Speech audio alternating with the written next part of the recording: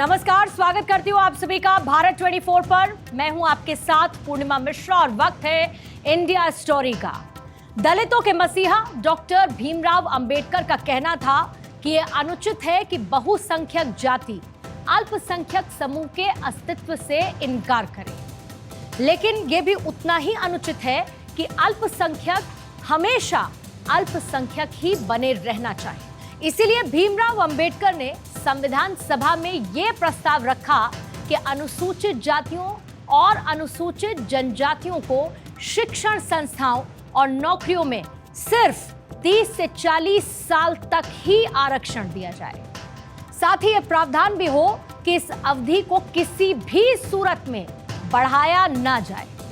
Doctor Ambedkar का यह मानना था कि अपना विकास करने के बाद इन विशेष समुदायों को अन्य समाज में घुल-मिल जाना चाहिए, यानी कि मेन स्ट्रीम में आ जाना चाहिए और अपना विशेष दर्जा छोड़ देना चाहिए। यही न्याय संगत होगा। संविधान सभा में उस रोज डॉक्टर भीमराव अंबेडकर के इस प्रस्ताव को ठुकरा दिया गया और आरक्षण की अवधि को महज 10 साल के लिए लागू कर दिया गया था। लेकिन इसके साथ ही एक प्रावधान भी इसमें जोड़ दिया गया कि अगर जरूरत महसूस होती है तो इस अवधि को बढ़ाया भी जा सकता है।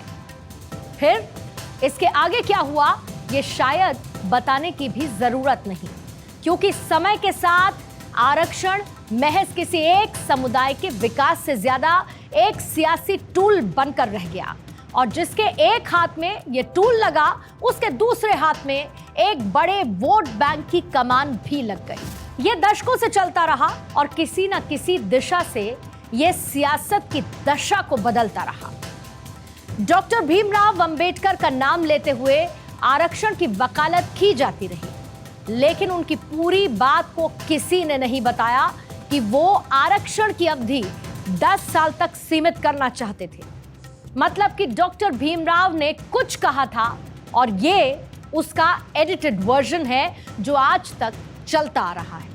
वहीं वर्तमान में खबर यह है कि देश में जाति आधारित आरक्षण को लेकर चर्चा एक बार फिर से तेज हो गई है और इसकी वजह सबके सामने है। बिहार की नीतीश सरकार, जिसने 2 अक्टूबर को जातिगत जनगणना के आंकड़े सबके सामने रख दिए। यहां पर गौर करने वाली चीज यह है कि दोनों ही मामले विरोधाभास से भरे हुए हैं, यानी कि कॉन्ट्रडिक्टरी हैं। चाहे वो डॉक्टर भीमराव के नाम पर आरक्षण को खींचे रखना हो या फिर आरक्षण के खिलाफ रहे महात्मा गांधी की जयंती के दिन जातिगत जनगणना के आंकड़े पेश करना हो। जाति आधारित राजनीति ये हमारे देश की सियासत का एक कॉमन ट्रेट है, लेकिन चूंकि हमारे शो का ट्रेट इंडिया के इकोनॉमिक मॉडल्स पर चर्चा करना है, ऐसे में आपको जातिगत राजनीति के जाम में फंसे हुए विकास के चक्के को दिखाते हैं, समस्या से लेकर प्रैक्टिकल सॉल्यूशन के साथ आज की इंडिया स्टोरी में। कांग्रेस के नेता कहते हैं जितनी आबादी उतना हक। मेरे लिए गरीब ही सबसे बड़ी आबादी है। गरीबी के खिलाफ लड़ाई भारत ने दुनिया को राह दिखाई। जन कल्याण को लेकर टॉप पर भारत। 5G रफ्तार से योजनाओं का इम्प्लीमेंटेशन। सबसे बड़ी जाति का कल्याण, आर्थिक तरक्की आसान। इस देश का गरीब यही सबसे बड़ी जाति है। अगर गरीब का भला हो गया, देश का भला अपने आप हो जाए।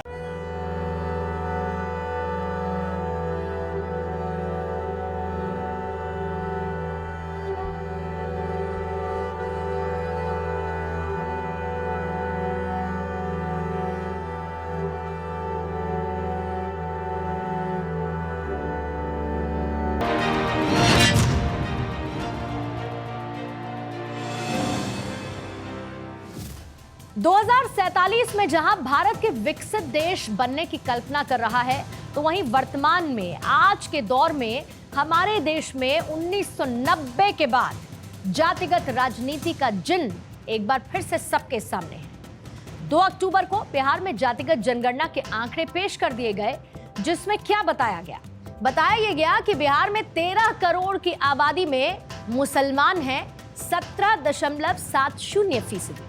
यादवों की संख्या है 14.26%। कुर्मी हैं 2.87%। तो कुशवा हैं 4.21%। इस जातिगत जनगणना में इस सर्वे में ब्राह्मणों की संख्या बताई गई 3.65%। तो भूमिहार 2.86% रहे। राजपूत 3.45% और मुसहर 3%। तो मल्ला 2.60%।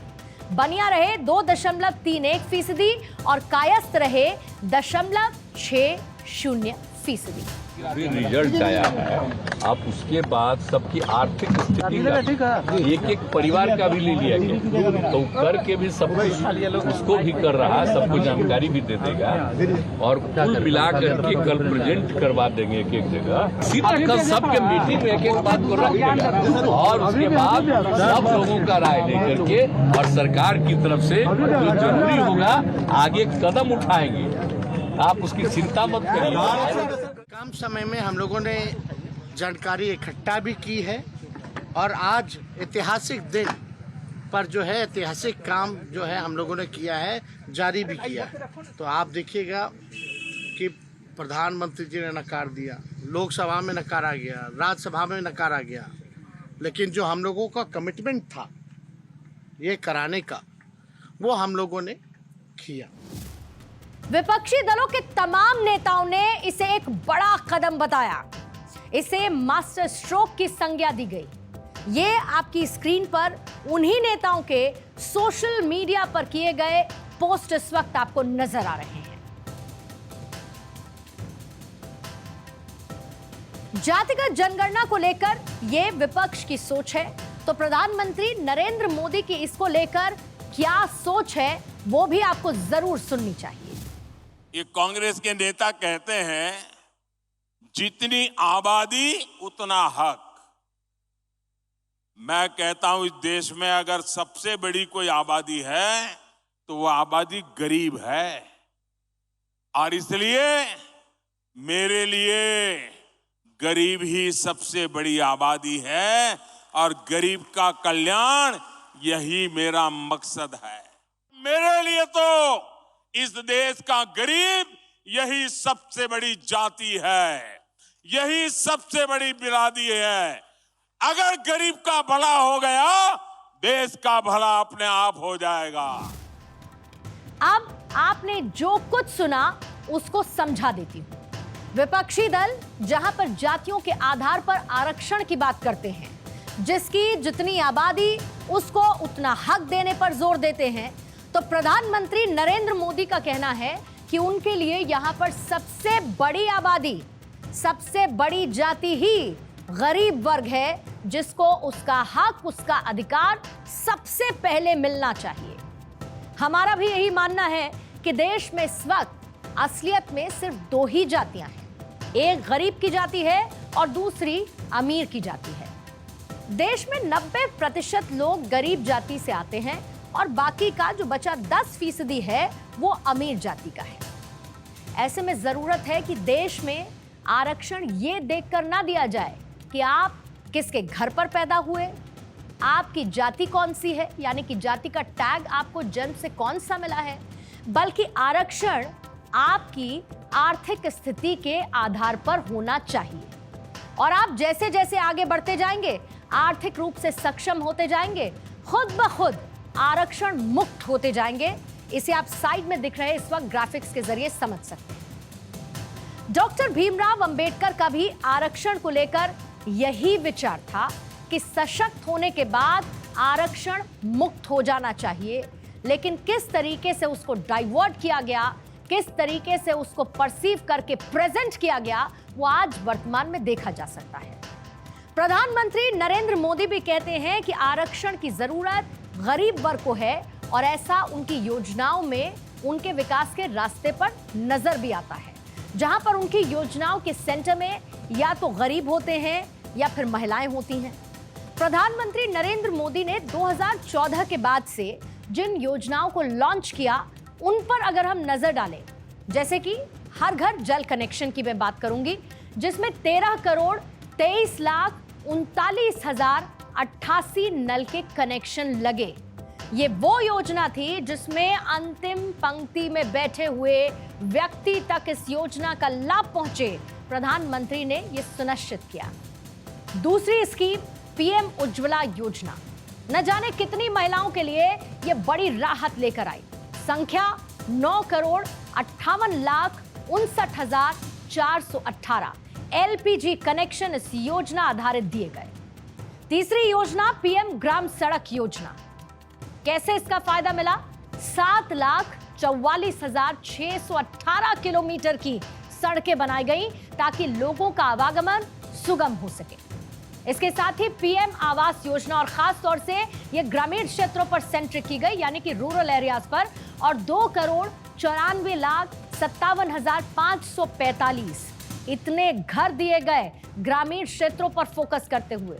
स्वच्छ भारत योजना की अगर हम बात करें तो 11 करोड़ 29 लाख 16,163 शौचालय बने, जिससे बड़ी राहत मिली। और खास तौर से शौचालय बनने के बाद जो राहत मिली वो महिलाओं के लिए मिली, क्योंकि ग्रामीण क्षेत्रों में शौचालय की उपलब्धता ना के बराबर थी और महिलाओं को, साथ ही परिवार के बाकी सदस्यों को भी बाहर शौच के लिए जाना पड़ता था। पीएम जनधन योजना, 50 करोड़ 9 लाख खाते खोले गए, यानी हर एक व्यक्ति को बैंक अकाउंट देने के साथ साथ बैंकिंग सिस्टम से जोड़ने की कवायद प्रधानमंत्री ने इस योजना के साथ की।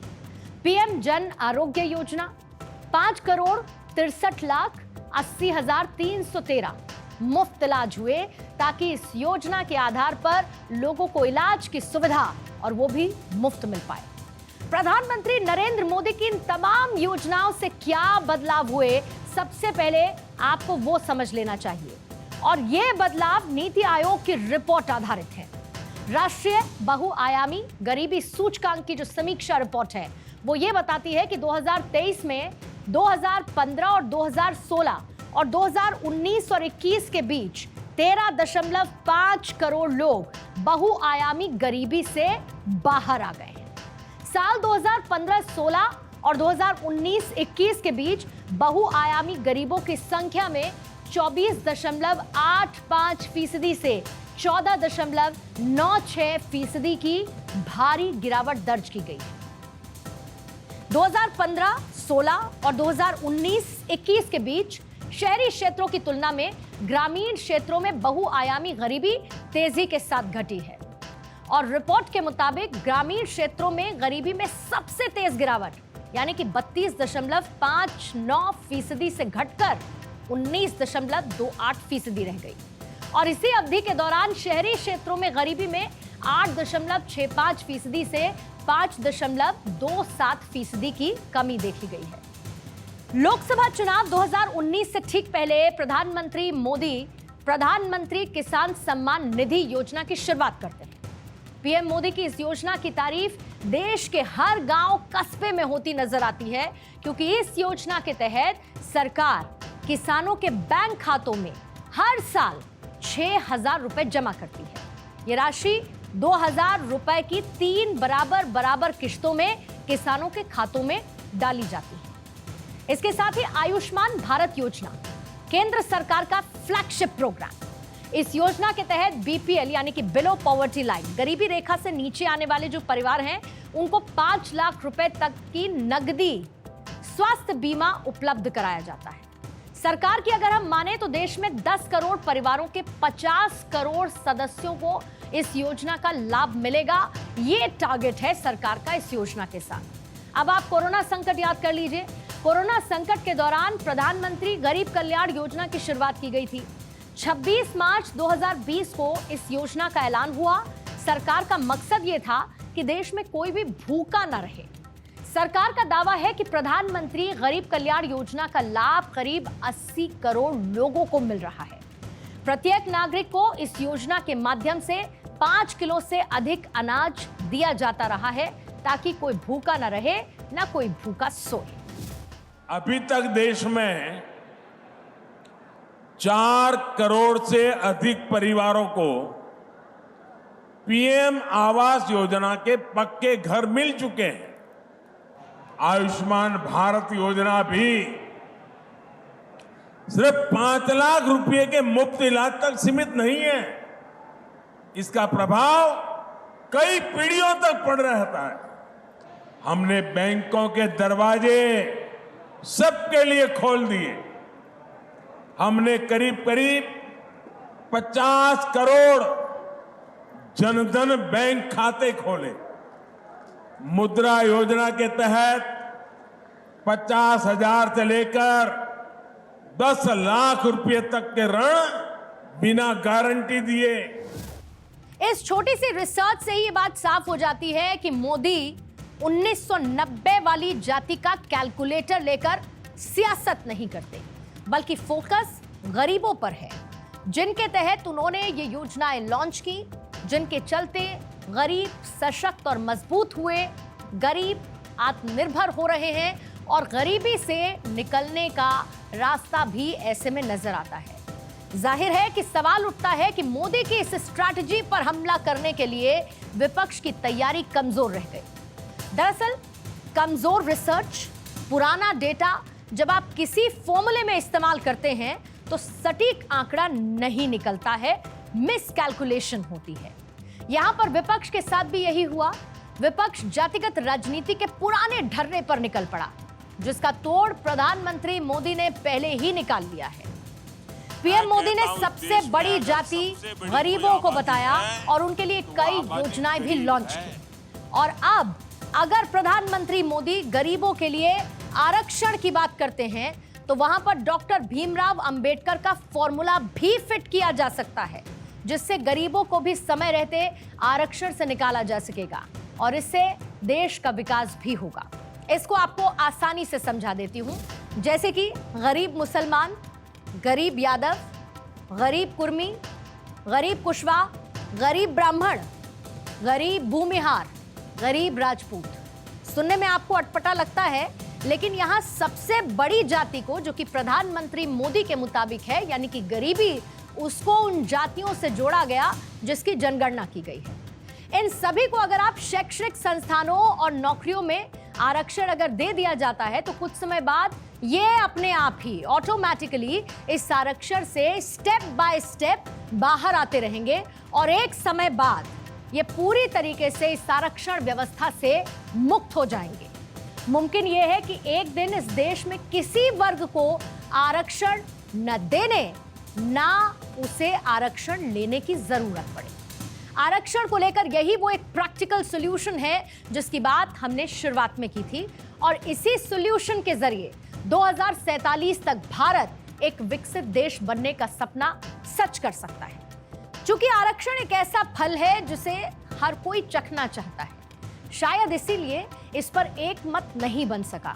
लेकिन यहाँ पर सवाल ये भी है कि अगर आरक्षण आर्थिक आधार पर दिया जाता है तो कैसे गरीबों को उनका हक मिलने में कोई परेशानी नहीं होगी, उनको दी जाने वाली योजनाएं कैसे बिना किसी रोड़े से उन तक पहुंच सकेंगी और वो आरक्षण के इस ब्रैकेट से मुक्त हो सकेंगे, इसकी क्या गारंटी है?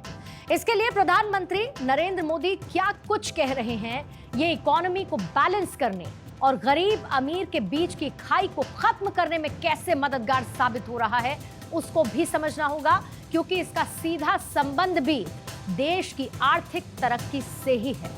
प्रधानमंत्री नरेंद्र मोदी की योजनाओं को लागू करते वक्त कहा यह जाता है कि इसका सीधा फायदा गरीबों को मिलेगा, इसमें कोई बिचौलिया, कोई मीडिएटर नहीं होगा, इससे कमीशन खोरी खत्म होगी और बेनिफिट भी डायरेक्ट मिल सकेगा, फीडबैक भी डायरेक्ट मिल सकेगा, जिससे पीएम मोदी और गरीब वर्ग के बीच एक कनेक्शन बिल्ड हो पाएगा और इसका पूरा फायदा गरीबों को मिल सकेगा।